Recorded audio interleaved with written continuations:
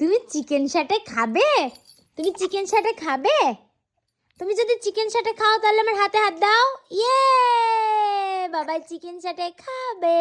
নাও, তোমার chicken স্যাটে। No oil chicken স্যাটে, এক ফোঁটা অয়েল নাই। বাবাই আগে খেয়ে নিক। গরম হয়নি? নো অয়েল, একদম বিনা তেলে, এক ফোঁটা তেল নাই এর মধ্যে। এয়ার ফ্রায়ারে করেছি, খুব সুন্দর।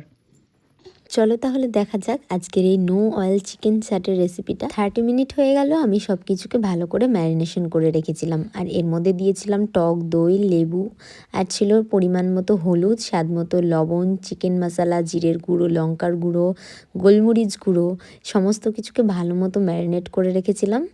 আর হ্যাঁ, চিকেনের মধ্যে লবণটা কিন্তু আমি একদম শেষে দিয়েছি, যেন জলটা না ছাড়ে। শেষে দিয়ে একবার ভালো করে মেখে নিচ্ছি।